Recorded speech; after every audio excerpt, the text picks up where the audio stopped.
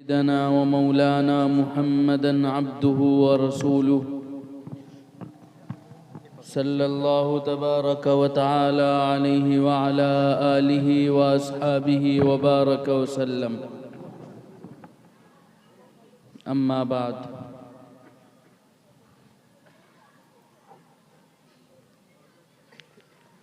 Stage پر موجود سبھی معزز علماء کرام، محترم بزرگوں اور دوستوں اور عزیز طلبہ،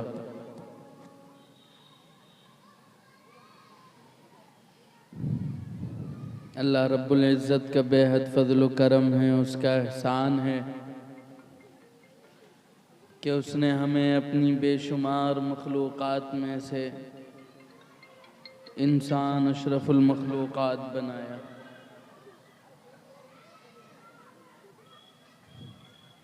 اللہ کی اس دنیا میں لاکھوں کروڑوں مخلوقات ہیں،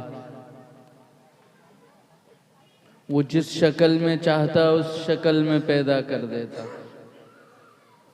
اس سے کوئی سوال کرنے والا نہیں ہے، کوئی پوچھنے والا نہیں ہے،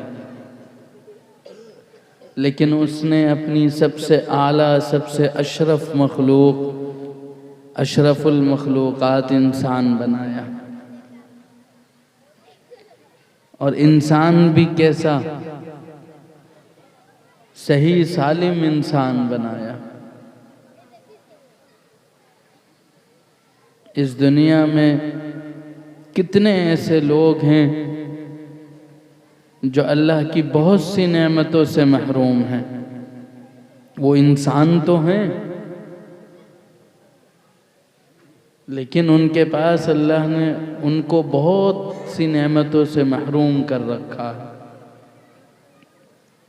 کسی کے پاس ہاتھ نہیں ہے، کسی کے پاس پیر نہیں ہے، کسی کے پاس آنکھیں نہیں ہیں، کسی کو سب کچھ دے رکھا ہے لیکن دماغ نہیں ہے، وہ پاگل ہے۔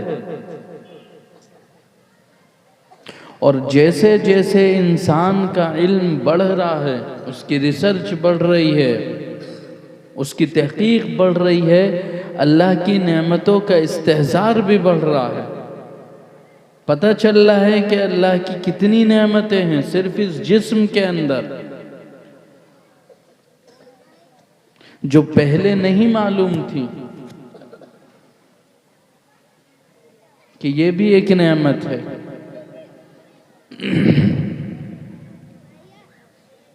ایک واقعہ لکھا ہے حضرت پیر ذوالفقار صاحب نقشبندی دامت برکاتہم نے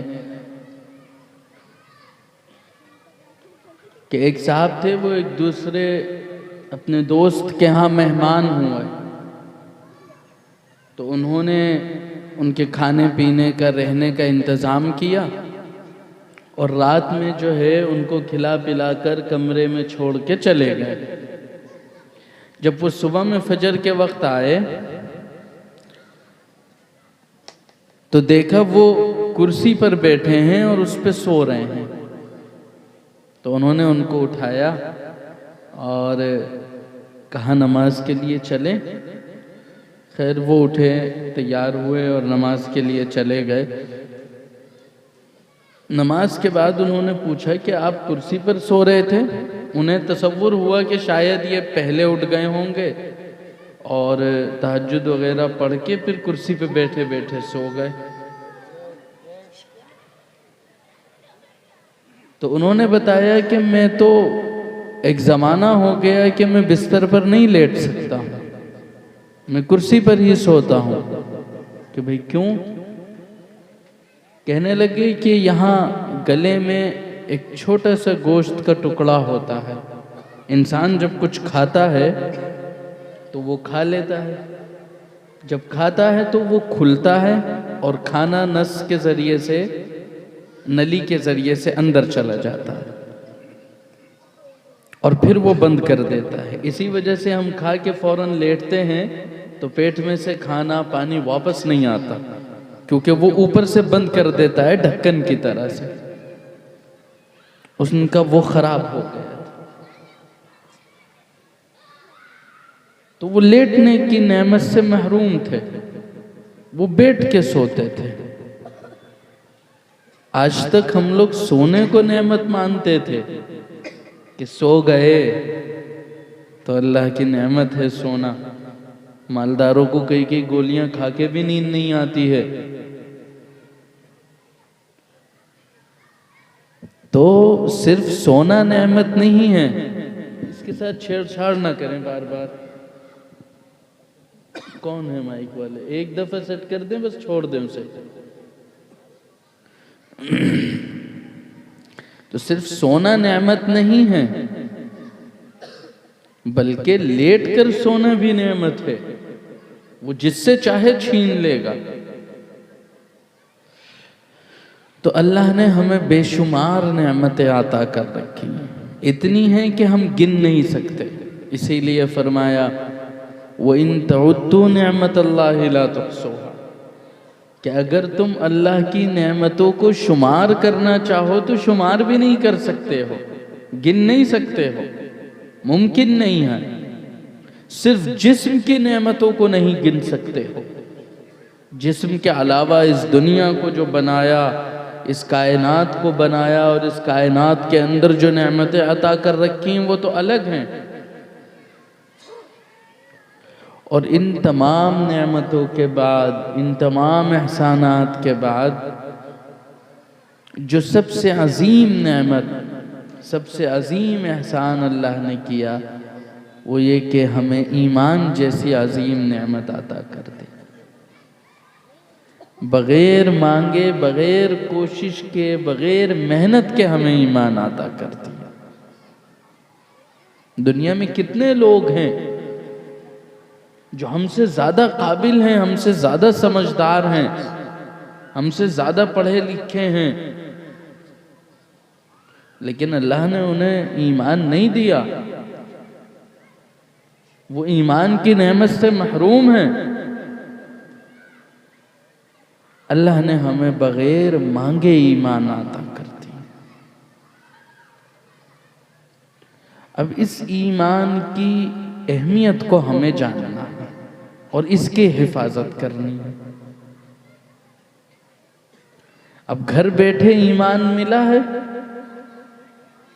تو ایمان کی اہمیت نہیں ہے، کیونکہ جس چیز کے لیے انسان کوشش کرتا ہے، محنت کرتا ہے، اس کی اہمیت پیدا ہوتی ہے دل میں.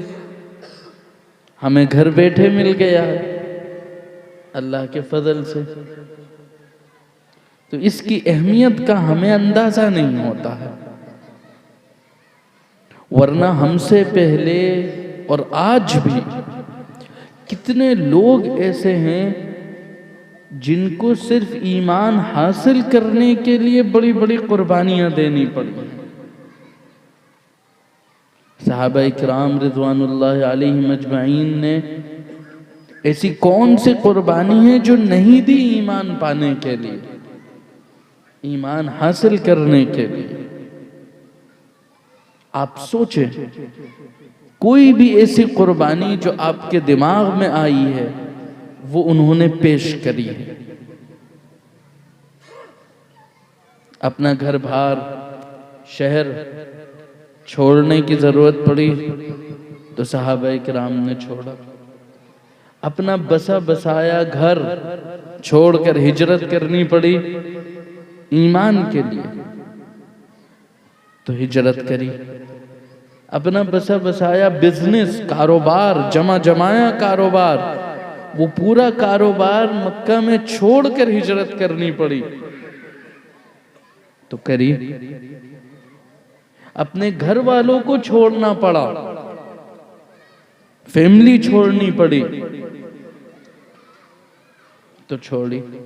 یہاں تک کہ اپنی جان بھی دینی پڑی تو جان دی، لیکن ایمان بچا لیا.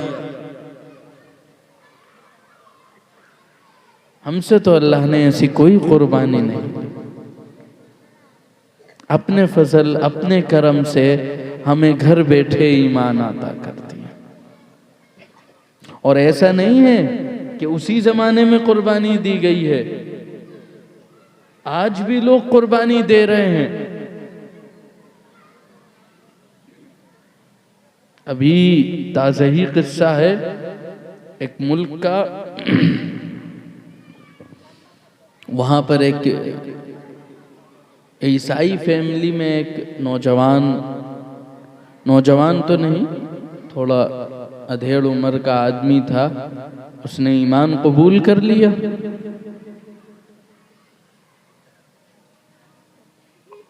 فیملی کو پتہ چلا، شروع میں تو اس نے چھپا لیا، 1 سال 1.5 سال اس کا ایسے ہی گزرا کہ وہ چھپائے رہا اس بات کو۔ اس کے بعد فیملی کو پتہ چل گیا، فیملی نے ہنگامہ کیا کہ واپس آؤ، وہ راضی نہیں ہوا اس بات پر،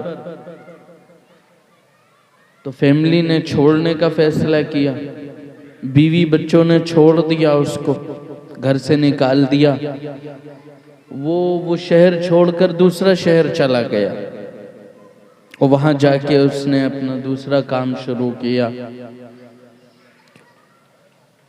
تو ایمان کے لیے اس نے اپنے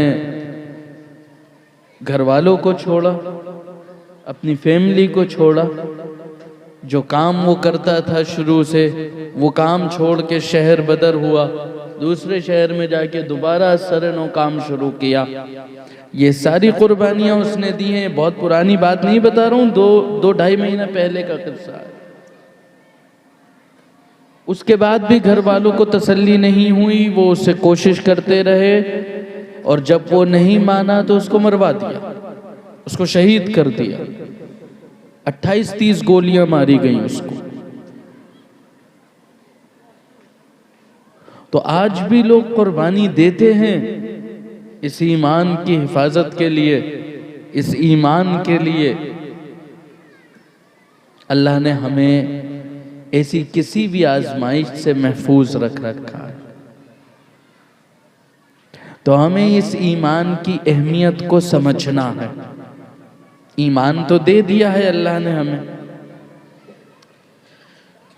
کیونکہ صرف ایمان کا مل جانا کافی نہیں ہے، موت تک ایمان باقی رہے اور انسان اس ایمان کے مطابق زندگی گزارے، یہ اصل ہے۔ کیونکہ اگر موت تک ایمان باقی نہیں رہا تو کوئی فائدہ نہیں ہے۔ انسان کی زندگی کا مقصد ایمان ہے۔ اس دنیا میں 2 طرح کے لوگ ہیں، ایک وہ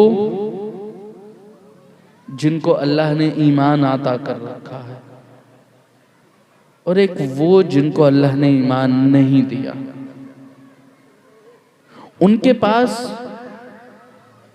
کوئی چیز نہیں ہے، وہ اس دنیا میں آئے ہیں مزے کرنے کے لیے، اور ان کا مقصد صاف ہے کہ ہم اس دنیا میں پیدا ہوئے ہیں، ہمارے پاس یہ 60-70 سال کی زندگی ہے اور ہمیں اسی میں مزے کرنے ہیں۔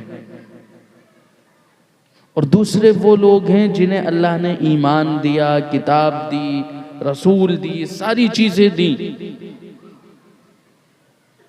ان کو ان کی زندگی کا مقصد بتا کے بھیجا گیا ہے کہ تمہاری زندگی کا مقصد مزے کرنا نہیں ہے، تم اس لیے نہیں پیدا کیے گئے ہو کہ یہ 60-70 سال کی عمر جیسے چاہو گزارو اور آ جاؤ، ختم۔ تمہیں ایک مقصد کے لیے پیدا کیا گیا ہے، وہ مقصد کیا ہے؟ اللہ کی عبادت ہے، اس کی مرضیات پر چلنا ہے، یہی انسان کی زندگی کا مقصد ہے۔ اسی کو فرمایا الدنیا خلقت لکم، کہ اس دنیا کی پیدائش کا مقصد وہ تم ہو۔ دنیا میں جو کچھ ہے، چاہے وہ جاندار ہو یا غیر جاندار، سب انسان کی خدمت کے لیے بنائے گئے ہیں، انسان کے لیے بنایا گیا ہے۔ لیکن انسان کو کس کے لیے بنایا گیا ہے؟ دنیا کے لیے؟ تو آگے فرماتے ہیں وَإِنَّكُمْ خُلِقْتُمْ لِلْآخِرَةِ، تمہاری پیدائش کا مقصد آخرت ہے۔ تمہیں آخرت کے لیے پیدا کیا گیا ہے، تمہیں اللہ کی عبادت کے لیے پیدا کیا گیا ہے، اللہ کی بندگی کے لیے پیدا کیا گیا ہے۔ اسی لیے اللہ نے اپنے رسول کو بھیجا، انبیاء کو بھیجا، اور آخر میں ہمارے اور آپ کے سردار آخری نبی جناب محمد رسول اللہ صلی اللہ علیہ وسلم کو بھیجا، نمونہ بنا کر بھیجا، یہ بتانے کے لیے کہ ان کی جیسی زندگی گزارنی ہے، ان کی جیسی زندگی گزار لیں گے تو کامیاب ہو جائیں گے۔ اسی لیے فرمایا لَقَدْ كَانَ لَكُمْ فِي رَسُولِ اللَّهِ أُسْوَةٌ حَسَنَةٌ، کہ وہ نمونہ ہے ہمارے لیے۔ کسی بھی چیز کا نمونہ بنایا جاتا ہے کہ کوئی چیز اس جیسی ہوگی تو وہ کامیاب ہو جائے گی، اور اس جیسی نہیں ہوگی تو نہیں ہوگی، ناکام ہو جائے گی، تو وہ نمونہ بنا کر بھیجے گئے۔ لیکن افسوس ہے کہ آج ہماری زندگی میں اور غیر ایمان والی کی زندگی میں کوئی فرق نہیں رہ گیا ہے۔ جیسے وہ دنیا کے لیے جی رہے ہیں، ہمارا مقصد بھی دنیا بن گئی ہے، ہم بھی دنیا ہی کے لیے جی رہے ہیں۔ داڑھی ٹوپی یا نام یا کرتا پجامہ، یہ جو علامتیں ہیں، ان علامتوں کو اگر الگ کر دیا جائے تو ہم میں اور ان میں کیا فرق ہے؟ کوئی فرق ہے؟ پتہ چلتا ہے؟ کیوں؟ جبکہ اسلام جو پھیلا ہے وہ طاقت کے زور پر نہیں پھیلا، وہ تو کردار کے زور پر پھیلا ہے۔ انہوں نے اپنا کردار پیش کیا ہے۔ جو لوگ یہاں آئے تھے انہوں نے بھی اپنا کردار پیش کیا، ان کے کردار کو دیکھ کر ہمارے آبا و اجداد مسلمان ہوئے ہیں۔ ہم عرب میں تھوڑی بیٹھے ہوئے ہیں، ہم تو ہندوستان میں ہیں۔ ہمارے آبا و اجداد کسی نہ کسی پیڑھی میں جا کے تو کافر تھے، کسی کو دیکھ کر مسلمان ہوئے، کسی کے ہاتھ پر مسلمان ہوئے۔ کیوں ہوئے؟ ان کا کردار دیکھا، ان کے اعمال دیکھے تو مسلمان ہو گئے۔ آج ہمارا کردار ہے ایسا؟ مسلمان ہونا تو بہت دور کی چیز ہے کہ کوئی ہمارے ساتھ ہمدردی بھی رکھ لے۔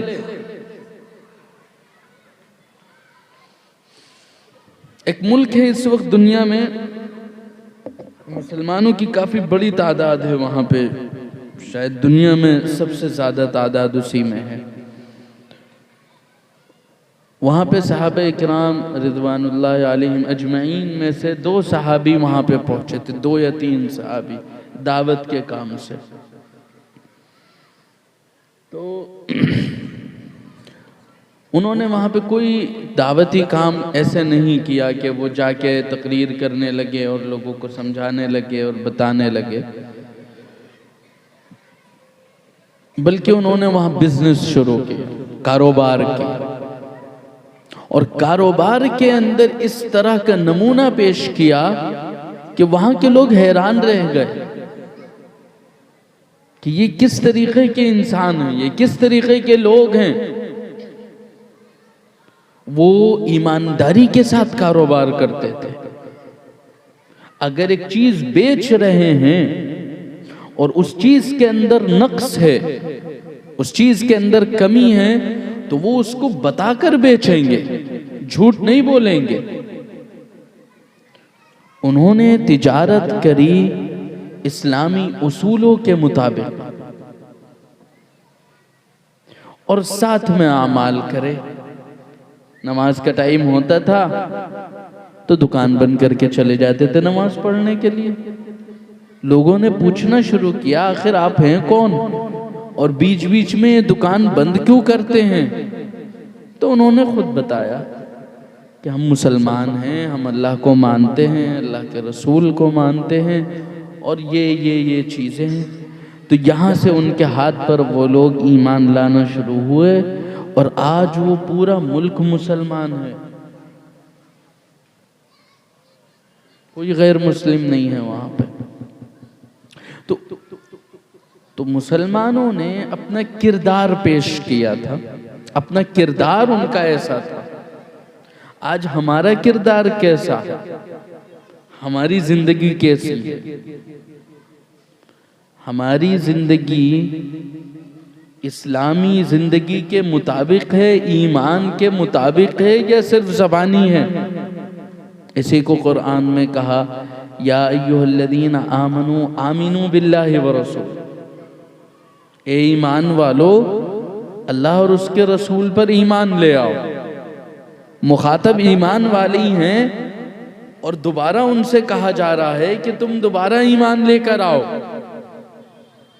تو مفسرین نے لکھا ہے کہ اس کا مطلب ہے کہ تصدیق بالقلب، اقرار باللسان و تصدیق بالقلب، کہ زبان سے تو اقرار کر رکھا ہے، دل سے بھی تصدیق کرو. اور دل سے تصدیق کیسے پتہ چلے گا؟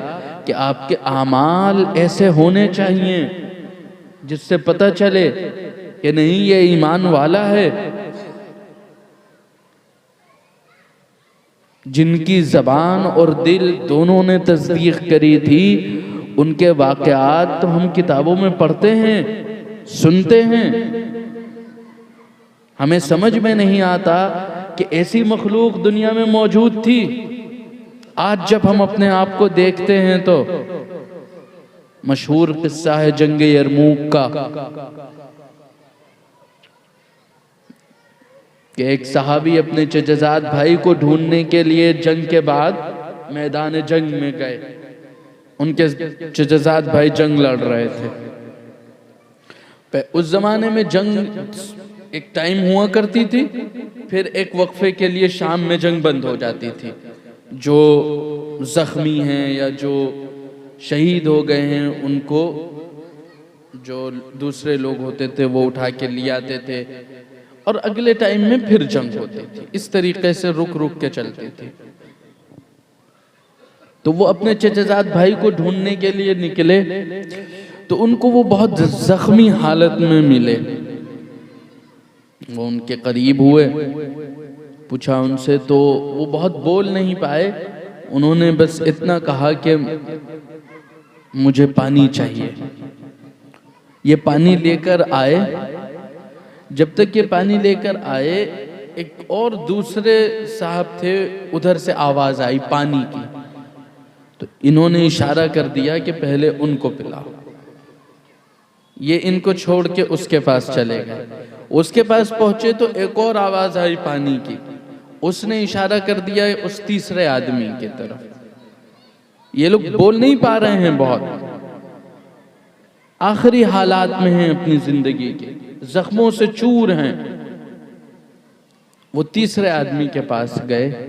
جب تک تیسرے کے پاس پہنچے تو وہ شہید ہو چکا تھا. واپس لوٹے دوسرے کے پاس تو دوسرا بھی شہید ہو گیا تھا.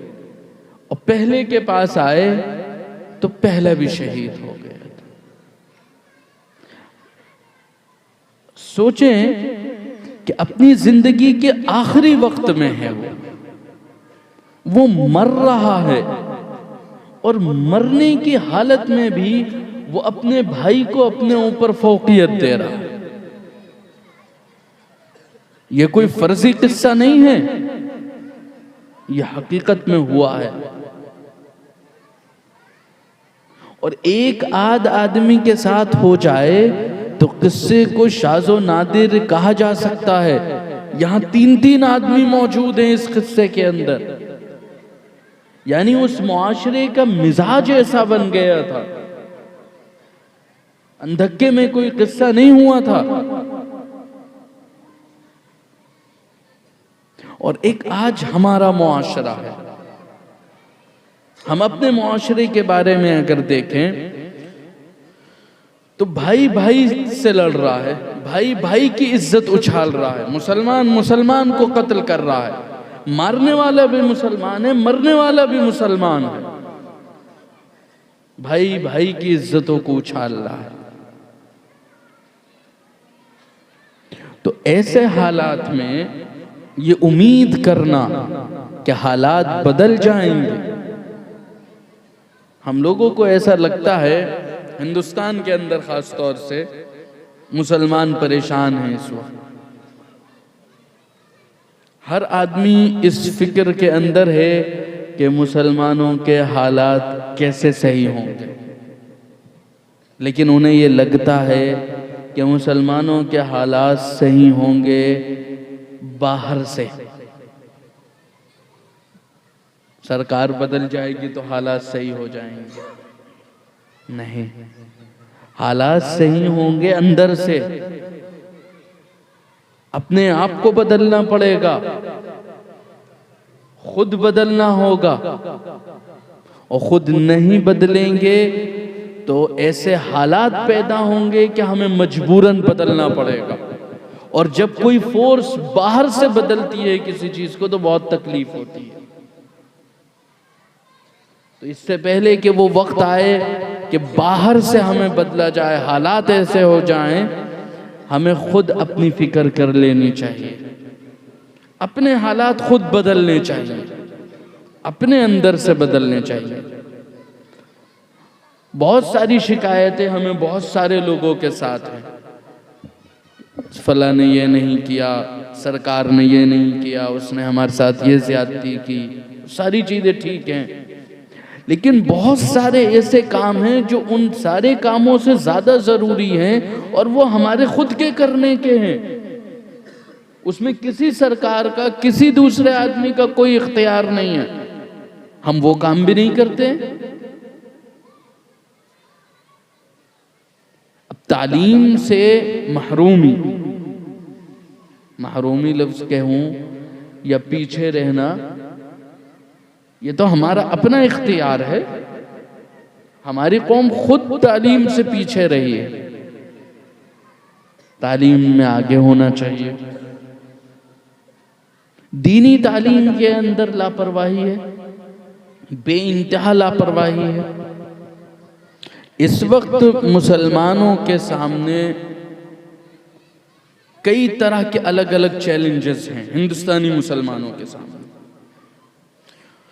اور اس کے اندر جو سب سے بڑا چیلنج ہے وہ ارتداد کا ہے۔ آپ لوگ سنتے ہوں گے، میرے خیال میں سنا ہوگا اکثر لوگوں نے یہ بات، اور کوئی حل نہیں ہے ہندوستانی مسلمانوں کے سامنے سوائے اس کے کہ وہ اپنے مکاتب کو منظم کریں۔ ہر بچہ بچی کو دینی بنیادی تعلیم ملنی چاہیے، یہی ایک حل ہے، اس کے علاوہ کوئی حل نہیں ہے کہ ہم اپنے بچے بچیوں کو ارتداد کے فتنے سے بچا سکیں۔ لیکن پریشانی یہ ہے کہ ایک واقعہ ہمارے سامنے آتا ہے، ہم اس پر ایک تبصرہ دیتے ہیں، اپنی تکلیف کا اظہار کرتے ہیں اور بس اٹھ کے چلے جاتے ہیں،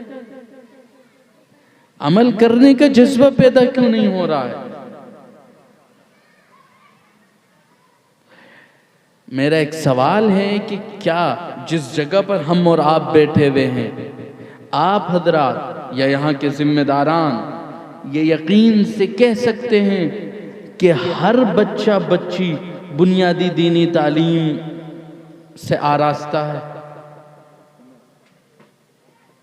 اور اگر نہیں ہے تو اس کے لیے فکر مند ہیں، کوئی پروگرام بنا رکھا ہے؟ یہ تو میں بالکل بنیادی بات کر رہا ہوں، بالکل نیچے ہٹ کر صرف ایک جز پر۔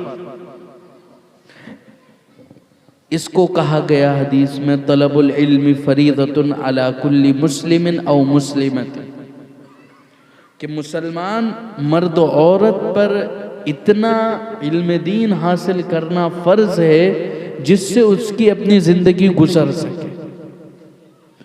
یہ میں عالم بنانے کی یا حافظ بنانے کی بات نہیں کر رہا ہوں،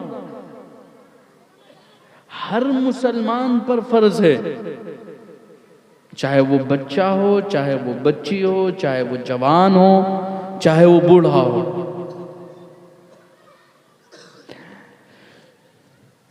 تو سب سے بڑا مسئلہ جو ہمارے سامنے ہے وہ ہے ارتداد کا،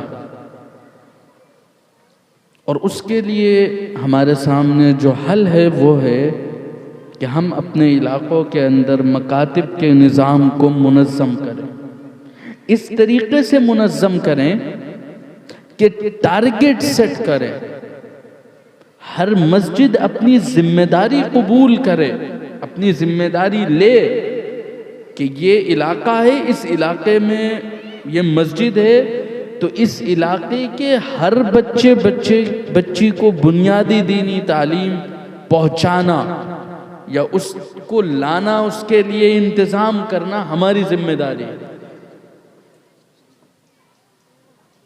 وہ وقت چلا گیا جب ہم بیٹھ کر انتظار کریں کہ کوئی آئے گا ہمارے پاس تو ہم دے دیں گے۔ اب وہ وقت آ چکا ہے کہ ہمیں خود ان کے گھروں پہ جانا پڑے گا اور ان کو سمجھانا پڑے گا، کیونکہ اگر ہم نے نہیں سمجھایا تو باطل تو پوری طاقت کے ساتھ ان کے پیچھے لگا ہوا ہے، چاہے وہ نظام تعلیم ہو، اس کے اندر اس طرح کی چیزیں بتائی جاتی ہیں، اس طرح کی چیزیں پڑھائی جاتی ہیں، سمجھائی جاتی ہیں، پریکٹیکل کرایا جاتا ہے ان کا، جو بنیادی اسلامی نقطہ نظر کے خلاف ہے۔ ان کو یہ بتایا جاتا ہے کہ انسان تو بندر سے پیدا ہوا ہے، اور اس طرح کی بہت ساری چیزیں ہیں، اس پہ اور بھی الگ الگ چیزیں ہیں، دنیا کی پیدائش کا طریقہ اور دنیا کیسے پیدا ہوئی، یہ ساری چیزیں انہیں پڑھائی جا رہی ہیں، بتائی جا رہی ہیں۔ اگر ہم نے ان کو بنیادی دینی تعلیم نہیں دی تو وہ بچوں کے اندر وہی سوال پیدا ہوتا ہے، اس سوال کا جواب نہیں ملتا تو آہستہ آہستہ وہ ذہنی ارتداد کے اندر جاتا ہے۔ وہ ہمارے یہاں گھر میں رہے گا، اس کا نام ضرور محمد شبیر یا فلاں ہوگا، لیکن ذہنی طور پر وہ مرتد ہو چکا ہوگا۔ ارتداد کی کئی قسمیں لکھی ہیں اکابر، تہذیبی ارتداد ہے، فکری ارتداد ہے، تب جا کر کہیں عقیدے کا ارتداد ہوتا ہے۔ تو بہت ساری چیزیں ہیں، بات بہت زیادہ پھیل گئی ہے، میں اپنی بات کو سمیٹتا ہوں کہ اللہ رب العزت نے ہمیں انسان بنایا، بے انتہا نعمتیں عطا کریں اور ایمان کی نعمت بھی عطا کر دی۔ اب اس ایمان کی حفاظت ہمیں کرنی ہے، اپنے بھی اور اپنے بچوں کے ایمان کی حفاظت کرنی ہے، بس یہی مقصد ہے۔ اس دنیا میں آنے کا مقصد صرف یہی ہے کہ انسان کا خاتمہ ایمان پر ہو جائے، وہ ایمان کے ساتھ اس دنیا سے رخصت ہو جائے۔ اگر وہ ہو گیا تو اس کی یہ زندگی جو ہے وہ کامیاب ہو گئی، اور اگر وہ نہ ہوا خدا نہ خواستہ تو اس کی یہ زندگی صرف ناکام نہیں ہوگی، یہ زندگی اس کے لیے وبال جان بن جائے گی، کیونکہ یہ دنیا کی زندگی تو چند روزہ ہے، 60 70 80 سال میں ختم ہو جائے گی، لیکن آخرت کی زندگی ہمیشہ ہمیش کی زندگی، وہ کبھی ختم نہیں ہوگی۔ اور اگر انسان ایمان کے بغیر چلا گیا تو وہ ہمیشہ ہمیش کی جہنم میں چلا جائے گا۔ تو ہمیں اپنے ایمان کی حفاظت کرنی ہے اور اس کے لیے فکر کرنی ہے۔ ہم لوگوں کا مزاج کچھ اس طرح کا ہو گیا ہے کہ دنیا کے لیے تو محنت کرتے ہیں اور دین کے لیے اللہ کے اوپر چھوڑ دیتے ہیں۔ یہ دنیا ہے، یہاں جس چیز کے لیے محنت کی جاتی ہے اللہ وہی چیز عطا کرتا ہے۔ جو دنیا کے لیے محنت کرتے ہیں انہیں دنیا ملتی ہے، جو دین کے لیے محنت کرتے ہیں انہیں دین ملتا ہے۔ تو فکر کرنی ہے، کوشش کرنی ہے اپنے ایمان کو بچانے کی، ان چیزوں کے اندر شامل ہونا ہے جو ایمان والی ہیں، ایمان کی حفاظت کا ذریعہ بنتی ہیں، جیسے مسجد ہیں، مدرسے ہیں، مسجد سے جڑاؤ ہے، یہ ساری چیزیں انسان کے ایمان کو تقویت دیتے ہیں، اور ان چیزوں سے دور جانا ہے جو ایمان کو کمزور کرتی ہیں۔ تو دعا کریں اللہ تعالیٰ کہنے اور سننے سے زیادہ عمل کی توفیق عطا فرمائے، ہم سب کا خاتمہ ایمان پر فرمائے۔ ایک آخری بات عرض کرنی ہے، ان بچوں نے ماشاءاللہ قرآن کریم مکمل کیا ہے، حفظ کیا ہے۔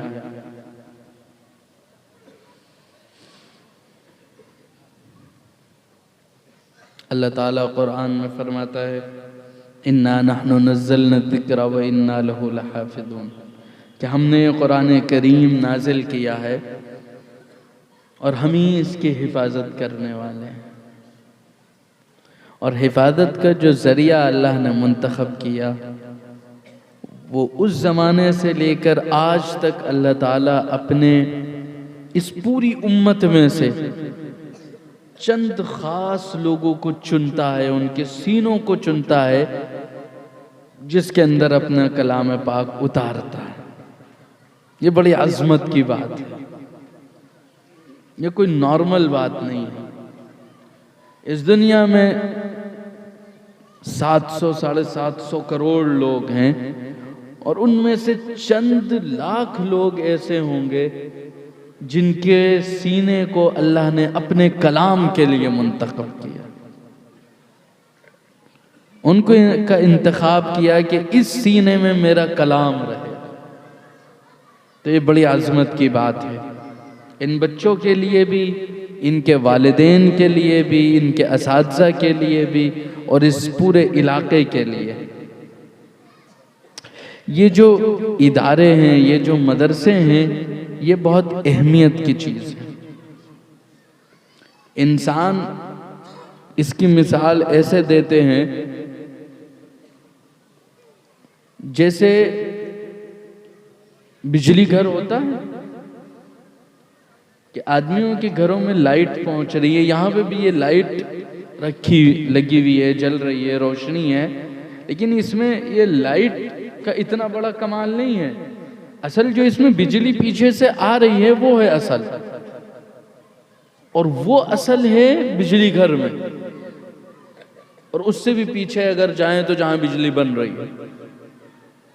تو کسی بھی علاقے میں جو دینی ماحول، جو دینی چیزیں، جو دینی چہل پہل ہوتی ہے، وہ بظاہر کچھ بھی دکھیں، یہ ادارے ہی اس کے لیے بجلی گھر کا کام کرتے ہیں، اسی لیے وہ ساری چیزیں دکھتی ہیں۔ تو ان اداروں کی حفاظت اور ان کی ضروریات کو مکمل کرنے کی فکر کرنا ہم سب کی ذمہ داری ہے، تاکہ شہر کے اندر، علاقے کے اندر وہ جو دین کی ساری کوششیں ہو رہی ہیں، چل رہی ہیں، وہ چلتی رہیں۔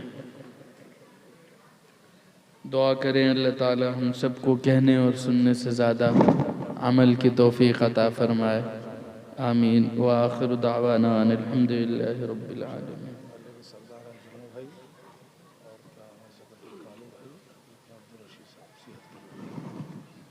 بس سب کے لیے دعا کرا دیں گے ہم۔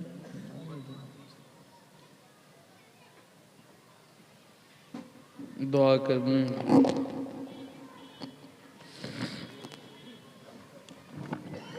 الحمدللہ رب العالمین، دعا ہو رہی ہے، دعا ذرا ہاتھ اٹھائیں، مالک یوم الدین، والصلاة والسلام على سید الانبیاء والمرسلین وعلى آلہ واصحابہ اجمعین، یا ارحم الراحمین، یا اکرم الاکرمین، یا ذا الجلال والاکرام، یا ذا القوة المتین، یا راحم المساکین، یا ارحم الراحمین، ہمارے حال پر رحم فرما دے۔